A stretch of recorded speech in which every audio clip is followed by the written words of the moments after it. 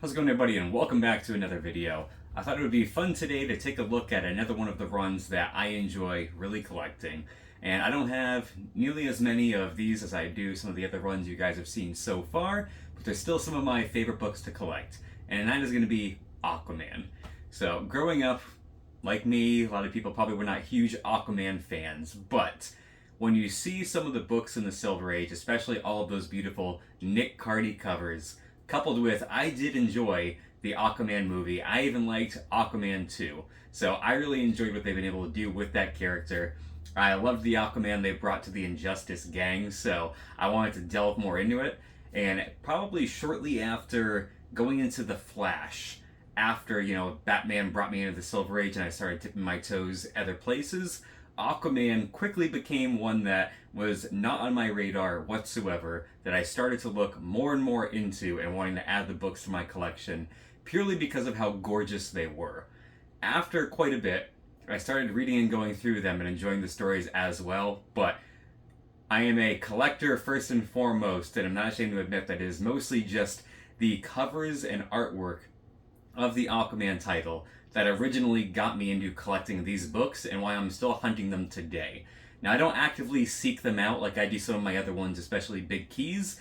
Aquaman, for the most part, I reserve as kind of like that fun run that when I'm out and about in claim sales, when I stumble upon it, I find it in the wild or a happenstance. That is what I collect Aquaman for mostly. A lot of the Big Keys I do track down and kind of put some more effort into, but for the bulk of the run that I have, it's ones that I just go out in the wild, I try to find and enjoy the thrill of the hunt, adding one more to it. So, like I said, I don't have nearly as many compared to my other runs, but I thought it would be fun today to go through and just take a look at some of the ones that I do have, enjoy the books, enjoy the artwork, get back into looking at some good old Silver Age. So, let's take a closer look at my Aquaman books. Alright, and starting off, the earliest book I own in my Aquaman run is issue number 10 that we have right here, and again, we're in the 12-cent era.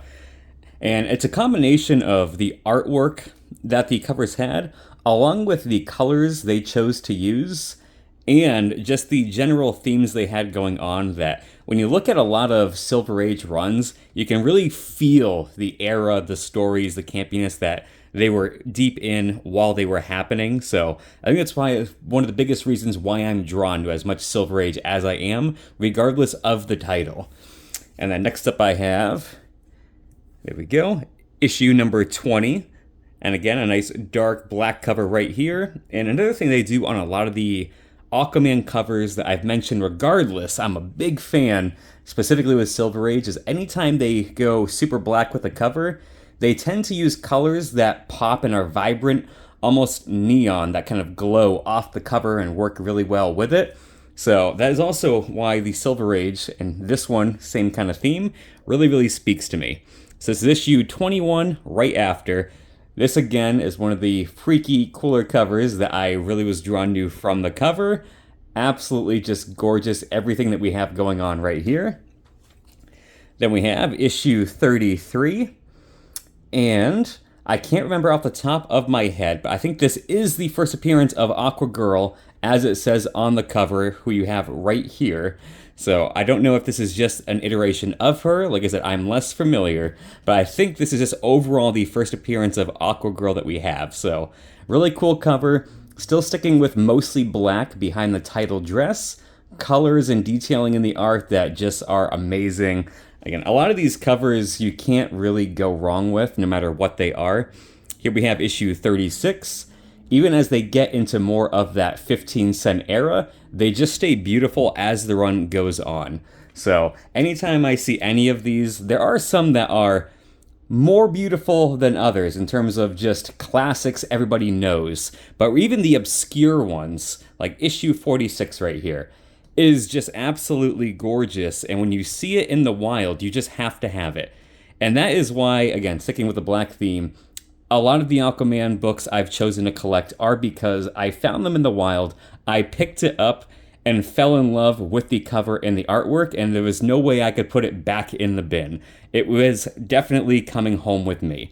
And as I said, we're in the 15 centers already right here, and absolutely amazing, almost Viking cover right here. always playing into the darkness that really accentuates the colors. Then we have issue 47.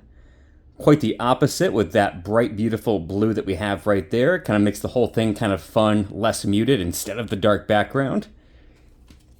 Then I have issue 48. Again, going back into the super dark where you have the antagonist hiding up, waiting for Aquaman to come, setting the trap. Beautiful, gorgeous book. And we have issue 49. Nothing but color on this one. And again, these are ones that I can't wait to add more and more to, but this is one that is one of the more popular, like real non-key books, and this is issue 53. And again, it's just the fact that entire black background, all of the color, California sinking, the detailing of half of it underwater, already submerged, the other half on its way, the way the vantage point is tipped, on its way, going under the water. Just everything about this one is one of the cooler covers they have in the run. And like I said, especially for a real non-key, this is just an absolutely gorgeous book. This is one of the more very fine condition ones I have. Some of my other ones are a little bit lower, but this is one, especially with the black spine, I wanted to really take my time and find a better copy. So I was really happy when I was able to add 53 to my collection. And then we have 54. And I'm pretty sure the next 4 or 5 books I got in a lot from the same seller that were all in very similar condition, which is why I got them for a great deal and why I really, really was happy I got this lot. I don't know if they were his personal books, but they were very, very well loved and taken care of. Well loved in this case, not being worn out, means that somebody really took care of them and cherished them. But this is another kind of almost like through the looking glass cover right here. This one is really, really awesome. One of my favorites. I just love anytime you have that duality going on. Then we have issue 55. And same thing, where it's part of that run where it's a little bit of the higher condition for the Aquaman books that I actually own in my collection. I love everything that we have going on right here. Just absolutely gorgeous, beautiful book.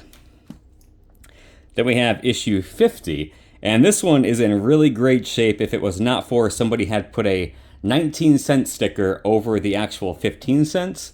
The only saving grace is that the coloring of that sticker kind of tanned a little bit with the rest of the cover, so it blends in much better, but still, I think there might be a little bit of what you have like dirt or something right here.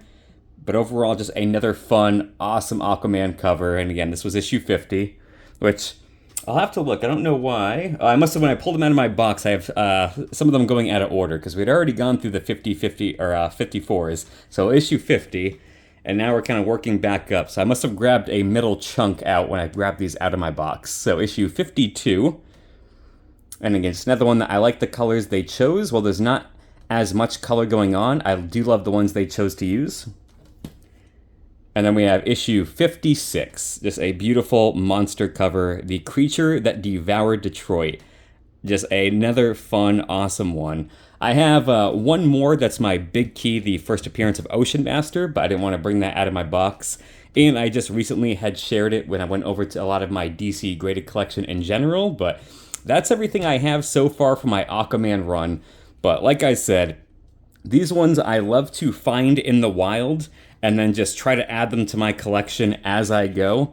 So if you're looking for something too, and these aren't crazy expensive, some of the more sought out non-key covers are more than others for sure, but overall you're not really gonna break the bank trying to collect Aquaman unless you get some in the 9s crazy high Nick Cardy that are some of the covers that everybody's looking for. That might be where it can get a little pricier, but on average, when you find these in people's boxes, it is not going to hurt your wallet too much. They are beautiful. They are gorgeous. They are some of the best Silver Age artwork that was happening, let alone in a DC title.